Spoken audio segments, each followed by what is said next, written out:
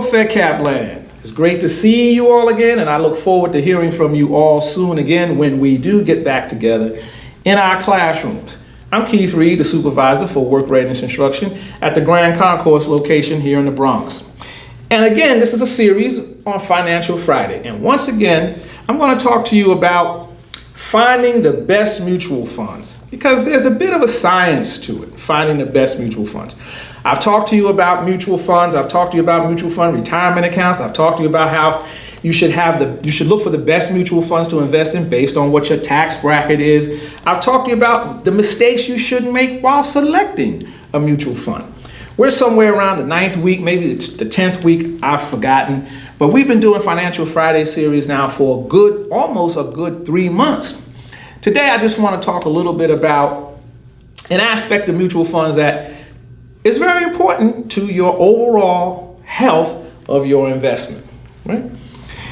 Making the best travel plans. Let's just talk about making the best travel plans as an aside story. So usually when you make travel plans, you make sure you have a spare tire, you make sure you have extra gas, you make sure you have plenty of food, plenty of emergency equipment, and a good navigation system. So which means you wouldn't leave home and travel to Florida without these 4 or 5 things to make sure you can get from New York to Florida without any problems. And if you do incur any problems, you'll be in a position to have it handled right away and relatively easy, right? So no matter what we do in life, we tend to make a plan for it, hopefully. We make a plan for it and we try to do the best that we can for it. What's different, however, with planning and investing is it doesn't always work out that way. It doesn't work out like a trip you may take from New York City to Disneyland in Florida. Investing isn't that way. Unfortunately, you could invest all the time and energy that you have in research and asking the right questions and reading and following certain types of investment material, investment advice, but guess what you can't do? You can predict when you leave New York just about when you'll hit Florida. But you can't predict that when you begin to do your research on investing, that you're going to pick a fund, a mutual fund, that's really going to take off and thereby take off your investment take off as well too. It just doesn't work out that way, unfortunately, with investing, right? You can run into bad weather and you can run into 2 flat tires instead of 1 flat tire, right? Traveling from here to Florida. Well, sometimes when you start to invest after all that preparation, you can run into a problem. And that problem rests with what? The economy. Sometimes the economy is up and sometimes the economy is down. And what not a single person, no matter what they tell you or how they try to sell you, not one single person can tell you they can predict and guarantee what the economy will do and thereby guarantee you great returns on your investment. That's not the case. No matter how well you prepare or research in tough economic times, ladies and gentlemen, you have no guarantees. Anybody telling you that they can guarantee that your investment return is going to be wonderful in a year or 2 or 3 from now, I would suggest you not do business with them. No person can predict the way the economy is going to fluctuate up or down and thereby guarantee a great rate of return. What you should also do is evaluate your fund costs. Primarily, I want to talk about that today as you prepare. Part of the preparation for making your first investment is to evaluate what costs/fees you'll have to pay when you start to invest in funds, buying and selling your shares in a mutual fund. Many people only look at performance, as in past performance, as a predictor of future performance. You could never be making a bigger mistake. Never. The way a fund or an individual stock performed in the past is in the past. No person can tell you they know how that fund or stock will perform into the future. We don't have that ability. The economy is large and very, very unpredictable. That's a big mistake, right? Why is that a big mistake? Let's talk about that.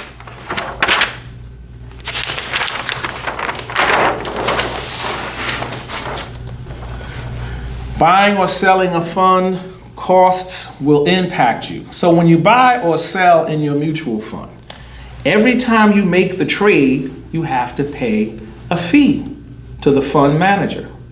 Every time. And so that's important.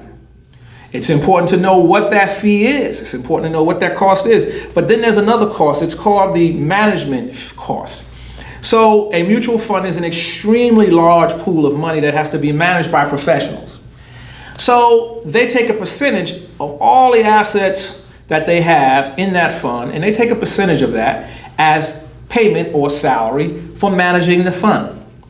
But you, as the individual shareholder in the fund, every time you make a trade, which could be a buy or a sell order, you have to pay a fee. And it's important to know what those fees are. Just as I said that you cannot predict the future, there is one thing you can predict. You can not so much predict, but there's one thing you can know. You can know what the costs are before you buy into a mutual fund, although you can't know how well that mutual fund will perform into the future. Therefore, those costs, right? Those costs can impact your rate of return, We'll use ROR, right? So your ROR, your rate of return, because fees are deducted from your investment. Yes, fees are deducted from your investment, which means if you put in $10,000, it may cost you 10% of that to actually buy into the fund. So actually you're investing $9,000.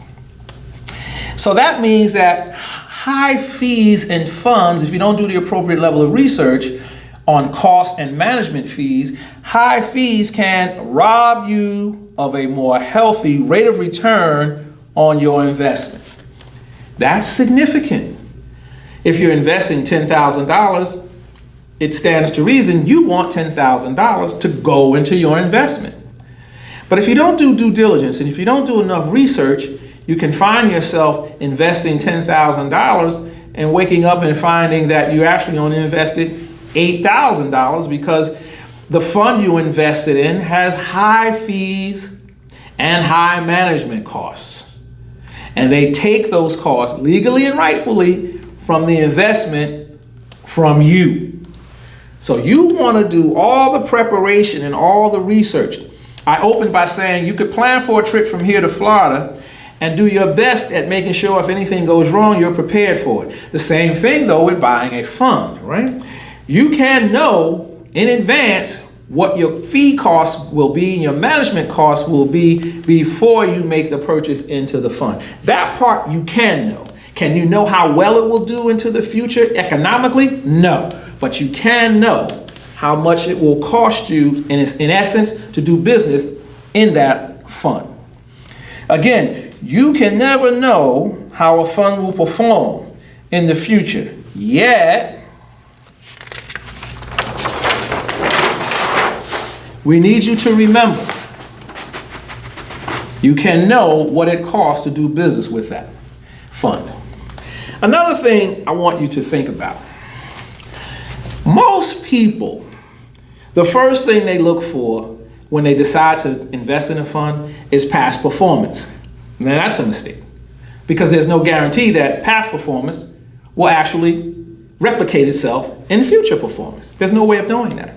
But for some reason, that's the first thing the novice investor looks at.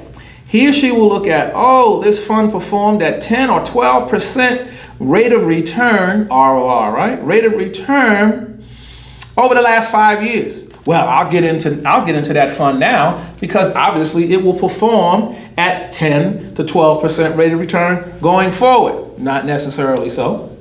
Not necessarily, right? And you should not base your decision on past performance.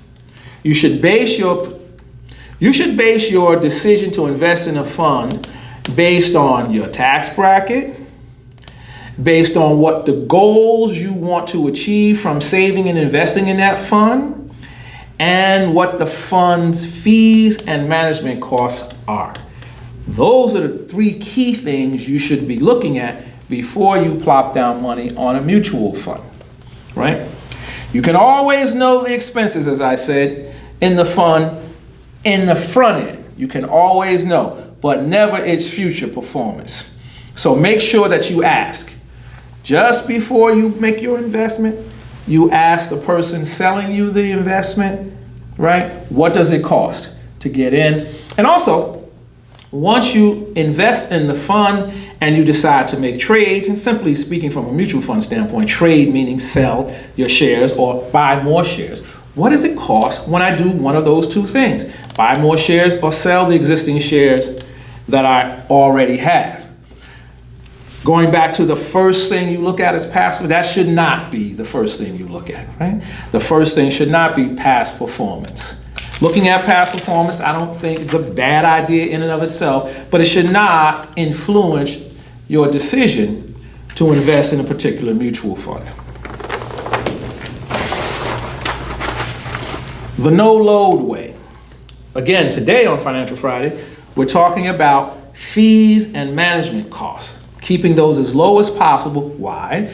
Because they take those fees from your investment. That's where they come from.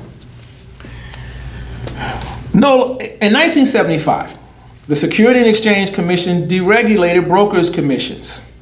That opened the door to no-load funds, which simply means no commissions. No-load funds. So when you hear the term on television or you read it in a newspaper or a business magazine, no-load fund simply means no commissions. No commissions to get in. It does not mean that if you trade, buy shares, sell shares, that you don't pay a fee, because you do. And you're also going to pay a management fee, because you do. But to get in, to buy in, you don't have a commission. All right? That's what no load means. No commissions. So in 1975, so prior to 1975, brokers' fees to buy into a mutual fund range between 4 and 8%. So let's do the numbers. If you put down $10,000, the broker had to get paid $10,000 if he was charging you 4%.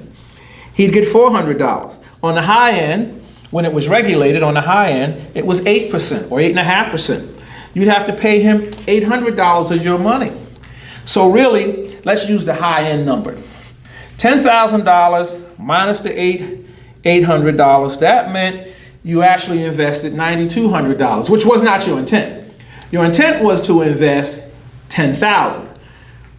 But prior to 1975, that's the way it went. Now you don't have to worry about that, right? Now you still have to worry about no fees, right? No commissions, no fees. No load, no commissions, no fees. I don't want to lose that point. However, once you invest the $10,000, right, in a no-load fund or no non-commission fund, if you do make any trades, there are some costs associated with making a trade. And what is a trade again? A trade is buying more shares or selling the existing shares in the mutual fund that you already own. Okay. So, between 1975 and the year 2020, mutual funds can sell now direct to the customers at no fee. So that's a wonderful thing. So you want to look at what those costs are, ladies and gentlemen, when you make a decision to begin to invest in a mutual fund. You want to make sure that, first of all, it's a no-load fund, right? And although it's a no-load fund, what will it cost for me to do transactions within the fund? Essentially selling more shares, selling your shares or buying new shares. That's what you want to know. And the other fee, of course, is the management fee. That's constant too, right? What does it cost me as the investor to have the professionals manage the fund on my behalf, because I'm not a professional fund manager? So you actually end up buying that service for a management fee. And you can do your research and find plenty of mutual funds that have relatively very modest or very, very low management fees and very, very low transactional costs. And I'll give you the name of one now.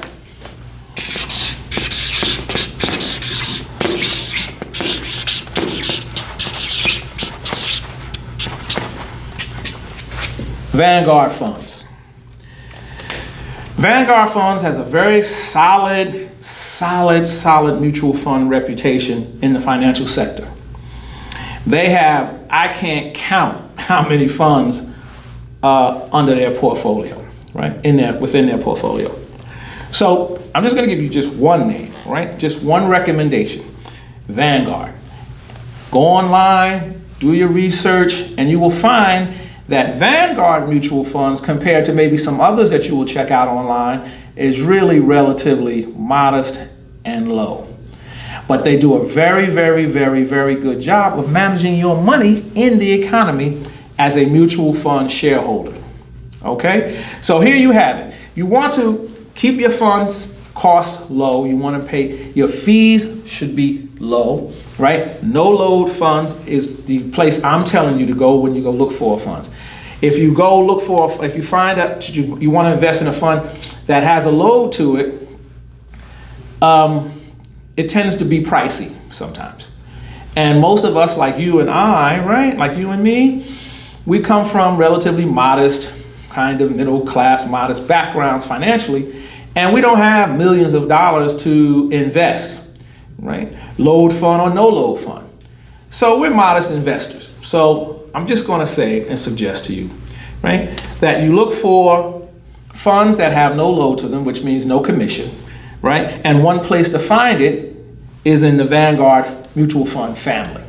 Okay, so that's all I wanted to cover today, just the idea of cost when looking for funds. We've covered many aspects of mutual funds over the last 11 or 12 weeks, but one of the areas I really want to drill down on this Financial Friday is cost, because there are costs associated with investing in a mutual fund, and you need to know that, but you also need to know how to look for the right ones, where to look for the right one. I've given you the where, I've given you how, and I've given you the where to look for a very good mutual fund, a very well managed mutual fund, where the costs and fees associated with such are really modest or relatively low.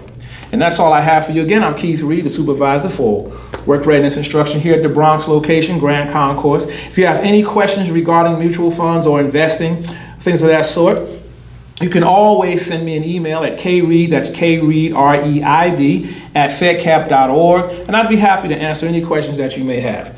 Thank you, and have a great day.